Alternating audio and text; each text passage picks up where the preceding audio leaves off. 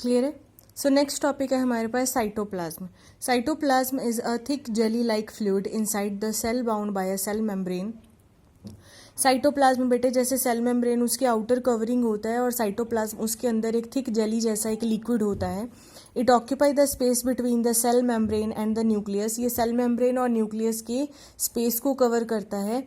All the chemical reaction of cell occur in the cytoplasm. जितनी भी chemical reactions होती हैं वो साइटोप्लाज्म के अंदर होती हैं। There are many small cytoplasmic bodies suspended in the cytoplasm. There are many small cytoplasmic bodies suspended in the cytoplasm. Cytoplasm के अंदर बहुत छोटी छोटी बॉडीज भी जो हैं वो उसी के साथ स्पेस कवर करती हैं जिसको हम साइटोप्लाज्मिक बॉडीज बोलेंगे. These are mitochondria, Golgi bodies, ribosomes, endoplasmic reticulum etcetera. These are cell organelles. ये जो साइटोप्लाज्म के अंदर ये सारी चीज़ें होती हैं, mitochondria, Golgi bodies, ribosomes, endoplasmic reticulum, इन सब को हम सेल ऑर्गेनेलिज बोलेंगे जो कि साइटोप्लाज्म के अंदर होती हैं. क्लियर. और थर्ड पार्ट आएगा हमारे पास न्यूक्लियस. न्यूक्लियस बहुत ही इंपॉर्टेंट और सेंटर में होता है. It is the most important component of the living cell. Nucleus is a large and spherical structure present in all cell. Nucleus सबसे बड़ा और एक spherical structure होता है, सारे cells में present होता है nucleus. After staining it, it can easily be seen with the help of microscope. अगर इनके ऊपर हम थोड़ा सा स्टेन लगा दें, मतलब हमने पढ़ा था ना जो इथाइल वगैरह जो हम स्टेनिंग अगर उसमें से थोड़ी डाल दें तो न्यूक्लियस को ईजिली देखा जा सकता है माइक्रोस्कोप में. In animal cell, nucleus lie at the center of the cell, whereas in plant cell, it is present at the periphery of the cells.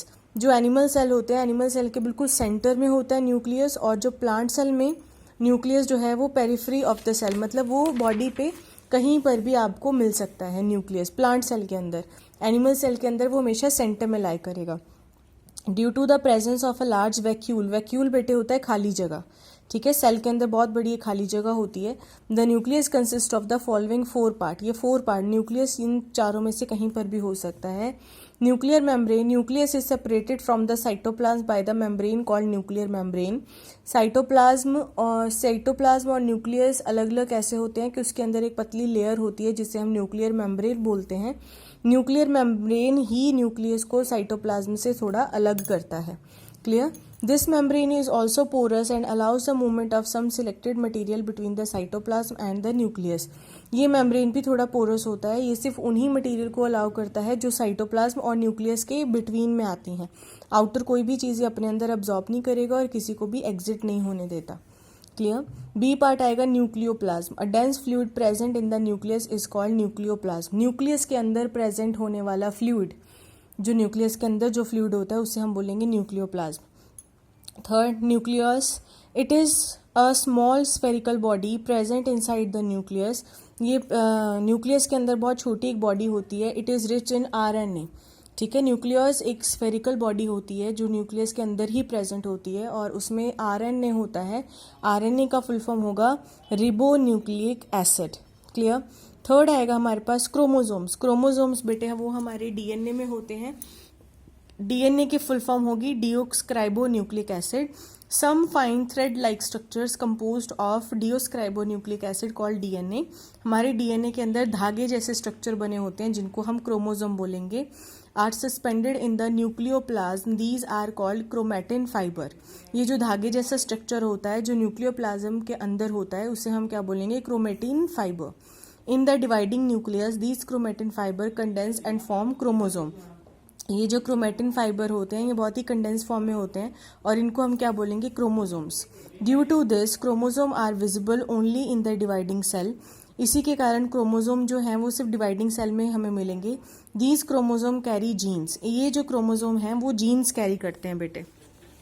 ठीक है, ये जो क्रोमोजोम है वो जीन्स कैरी करते हैं. जीन होते हैं जो हमें हमारे पेरेंट्स से मिलते हैं और हमारे पेरेंट्स को उनके पेरेंट्स से मिलते हैं. क्लियर. जैसे अगर हमारी जो शक्ल है वो हमारे फादर जैसी मिल रही है, या अगर हम अच्छा गाते हैं, इट मीन्स कि हमारे अगर फादर अच्छा गाते हैं तो हो सकता है उनके बच्चे भी आगे अच्छा गाते हों.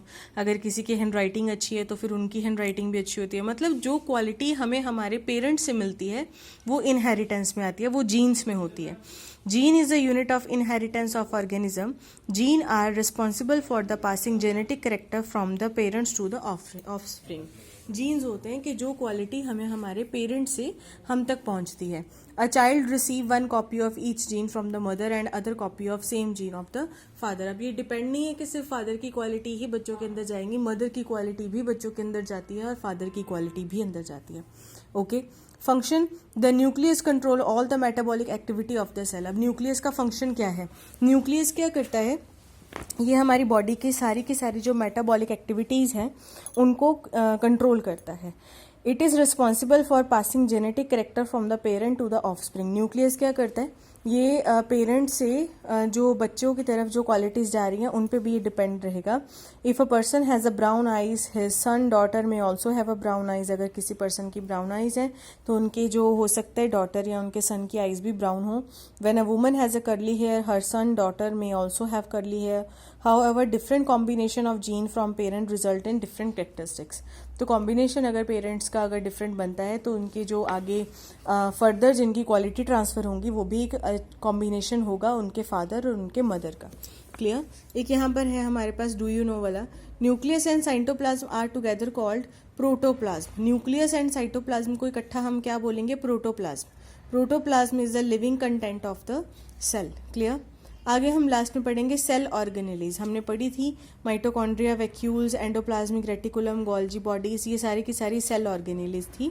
Cell organelles are small structure present in the cytoplasm. Cytoplasm के अंदर छोटे छोटे स्ट्रक्चर्स होते हैं जिनको हम सेल ऑर्गेनेलीज बोलेंगे. Various type of organelles present in the cell perform different function. Some of these are as follows. सबसे पहले आएगा माइटोकॉन्ड्रिया. माइटोकॉन्ड्रिया को बेटे हम power house of the body बोलेंगे क्योंकि हम जितना भी खाना खाते हैं हमारे अंदर जितनी भी एनर्जी होती है वो हमारी माइटोकॉन्ड्रिया से ही जनरेट होती है. Clear. Mitochondria, these are small rod-like structure found in all cells. They provide energy for all the activity. This energy is produced by the oxidation of food. Thus, they are often called powerhouses of the cell. ठीक है. तो food खाने से हमें जो energy मिलती है वो एनर्जी कहाँ बनती है? माइटोकॉन्ड्रिया में, जिनको हम power house of the cell बोलेंगे. सेकेंड पॉइंट आएगा vacuoles. These are sac like structures in plant. Generally a single large vacuole is present. Clear. Vacuole एक सैक लाइक मतलब एक बोरी जैसा स्ट्रक्चर होता है जो हर सेल में प्रेजेंट होता है. Animal cell often lack vacuole but if they are present they are small and a few in numbers. Animal cell में वैक्यूल्स जैसे तो होते नहीं हैं, अगर होते भी हैं तो बहुत ही कम होते हैं. ठीक है. और काफ़ी कम नंबर में होते हैं. Vacuole store soluble food waste and secretion of the cell that are dissolve in water from the cell sap. Vacuoles जो होते हैं अपने अंदर थोड़ा वाटर को स्टोर करके रखते हैं, फूड स्टोर करके रखते हैं और उनके अंदर जो सिक्रेटेड जूसेस होते हैं, जैसे हमारा खाना जो पच गया है उनके अंदर जो हमारी बॉडी के अंदर जो डिफरेंट वाटर वेस्ट होते हैं वो भी डिजॉल्व होता है. ठीक है. सेल सैप के थ्रू. थर्ड आएगा एंडोप्लाज्मिक रेटिकुलम. ये क्या होता है? It is a network of tubules and channel and is involve in the synthesis, storage and transport of the cell products, hormone and proteins. Clear. These are of two type, rough endoplasmic reticulum and smooth endoplasmic reticulum. ये दो तरह के होते हैं, rough endoplasmic reticulum और smooth endoplasmic reticulum.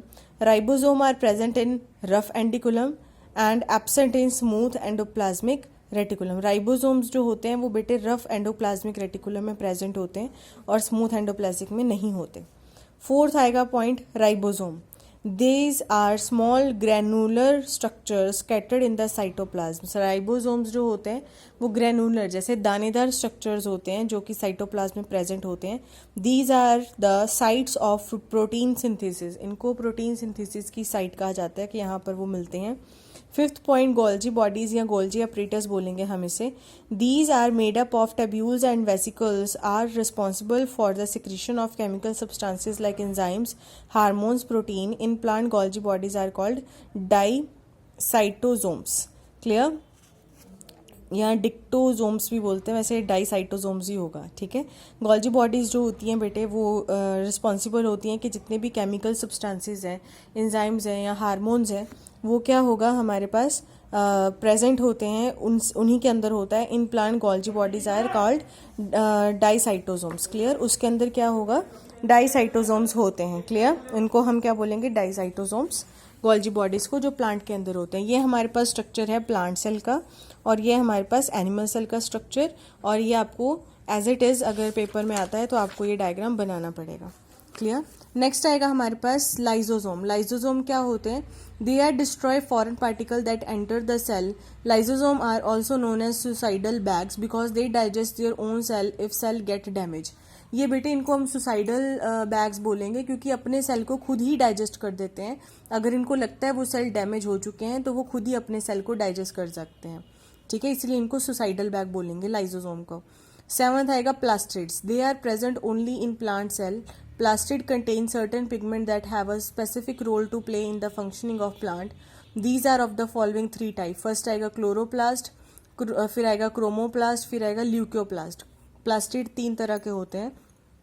Chloroplast are green plastid जो कि plants में होते हैं, क्लोरोफिल की पिगमेंटेशन में आते हैं जो कि फोटोसिंथेसिस में हेल्प करते हैं।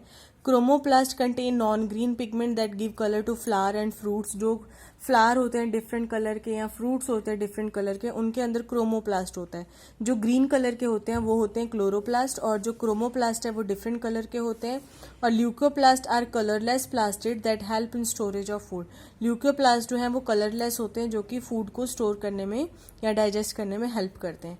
8th आएगा centrosome is located near the nucleus. Centrosome बेटे न्यूक्लियस के पास में ही होता है। It is involve in cell division and is found only in animal cell. Clear. तो ये हमारे पास है which is not a part of cytoplasm. Ribosome, Golgi bodies, mitochondria या cell membrane. Cell membrane outer covering होती है। The genes are present in dash nucleoplasm, chromosome, nucleons या mitochondria chromosome में। क्लियर। आगे हम ये एनिमल सेल और plant cell में डिफरेंट करेंगे, ये आपको पता होना चाहिए। जस्ट आपको टेबल रीड करना है, ठीक है। उसके बाद आता है हमारे पास prokaryotic and eukaryotic. Prokaryotic and eukaryotic, the cell do not have a well organized nucleus due to the absence of nuclear membrane are called prokaryotic cell.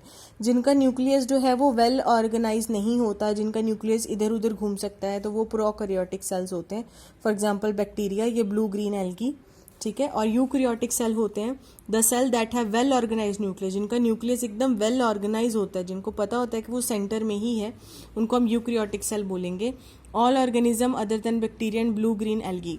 Bacteria और ब्लू ग्रीन एल्गी को छोड़ के सारे के सारे जो ऑर्गेनिज्म हैं, ये सारे के सारे जो सेल्स हैं वो यूकैरियोटिक सेल्स होंगे, उनको हम यूकैरियोट्स बोलेंगे। For example plants, animal and fungi, protozoa etcetera. Clear. तो your chapter is over now. तो मैं आपको इस चैप्टर की बैक एक्सरसाइज की सॉल्व की हुई पिक जो है वो ग्रुप में सेंड कर दूंगी, and after that we will discuss the question answers of this chapter. Okay, thank you बेटे। अगर कुछ नहीं समझ में आया then please do send a voice message on my number. Thank you.